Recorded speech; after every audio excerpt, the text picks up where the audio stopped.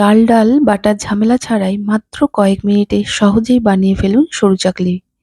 নমস্কার বন্ধুরা, সোনালীর কিচেনে সবাইকে স্বাগত। আমার আজকের রেসিপি সুজি সরু চাকলি। এর জন্য এখানে 1 বাটি সুজি নিয়ে নিয়েছি। এবার সুজিটাকে একটা মিক্সিং জারের মধ্যে নিয়ে নিলাম, তাতে দিয়ে দিলাম সামান্য একটু লবণ, 1 চামচ চিনি। প্রথমে এটাকে একটু গুঁড়ো করে নেব।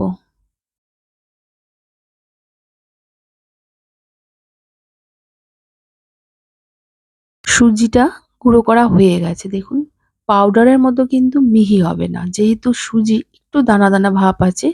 এবার যেই বাটি মেপে সুজি নিয়েছিলাম সেই বাটি মেপে 1 বাটি থেকে 1 টেবিল চামচ কম জল দিয়ে দিলাম। এবার এটাকে ভালো করে মিশিয়ে নিলাম। এতে এবার দিয়ে দেবো 3 টেবিল চামচ ময়দা, 3 টেবিল চামচ ফ্রেশ নারকেল কোড়া। তারপর এটার একটা পেস্ট আমরা বানিয়ে নেব। শীতকালে আমাদের প্রায় সকলের ঘরেই কিন্তু সরু চাকলি হবেই। আর ডাল চালের বাটার ঝামেলা ছাড়া যদি সহজেই বানিয়ে নেওয়া যায় তাহলে তো আর কথাই নেই। এইভাবে একবার হলেও বানিয়ে দেখবেন বন্ধুরা, খেতে কিন্তু একই রকম স্বাদ হয়। পেস্টটা আমাদের বানানো হয়ে গেছে, দেখুন। এখন এতে আরো 1 বাটি জল দিয়ে আরেকবার এটা ব্লেন্ড করে নেব।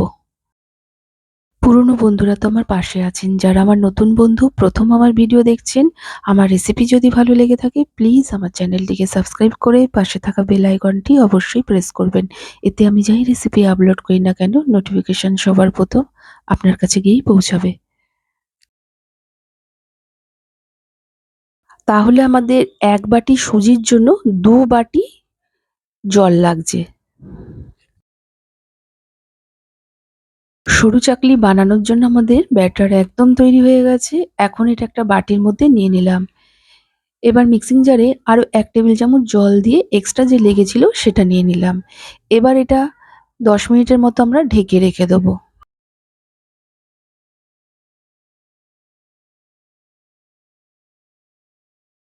10 মিনিট পর ফিরে এলাম, দেখুন।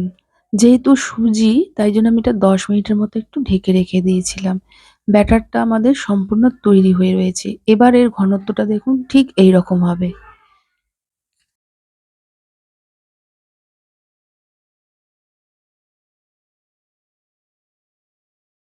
এবার আমরা সরু চাকলিগুলো বানিয়ে নিচ্ছি। একটা তাওয়ার মধ্যে সামান্য একটু সাদা তেল ব্রাশ করে নিলাম। এবার 1 হাতা ব্যাটার দিয়ে একটা তেজপাতার সাহায্যে চারদিকটা ছড়িয়ে দিলাম, বা তাওয়ার হ্যান্ডেল ধরেও এরকম করে ছড়িয়ে নিতে পারেন। এবার গ্যাসের ফ্লেমটিকে লো আর মিডিয়ামের মাঝখানে রেখে এটাকে আমরা রান্না হতে দেবো। ওপরটা যখন পুরোপুরি শুকিয়ে যাবে ঠিক সেই সময় খুন্তির সাহায্যে আস্তে আস্তে এটাকে আমরা ভাঁজ করে নেব। দেখুন উপরটা ভালোভাবে শুকিয়ে গেছে। এবার এটাকে আমরা ভাঁজ করে নেব। দেখুন কত সুন্দরভাবে ছেড়ে যাচ্ছে। ঠিক একইভাবে আরেকটা আমরা বানিয়ে নেব। আমার আজকের এই রেসিপি আপনাদের কেমন লেগেছে অবশ্যই কমেন্ট করে জানাবেন। ভালো লাগলে একটা লাইক ও প্রচুর শেয়ার করবেন। একটা সরু চাকলি হয়ে যাওয়ার পর একইভাবে সামান্য একটু সাদা তেল ব্রাশ করে দিলাম।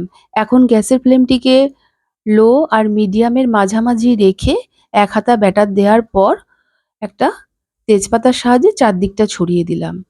ওপরের অংশটা যখন ভালোভাবে শুকিয়ে আসবে দেখবেন চারদিক থেকে ছেড়ে আসবে। সেই সময় খুন্তি বা হাতের সাহায্যে দেখবেন খুব সুন্দরভাবে ভাঁজ করে তুলে নেওয়া যাচ্ছে।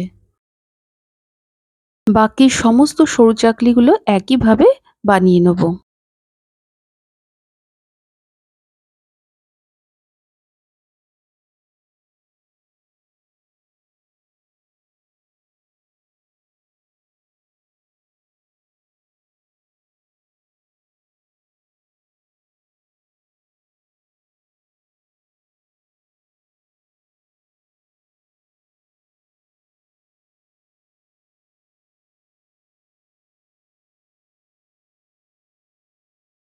আজকে এটা আমি সার্ভ করছি নলেন গুড়ের সাথে।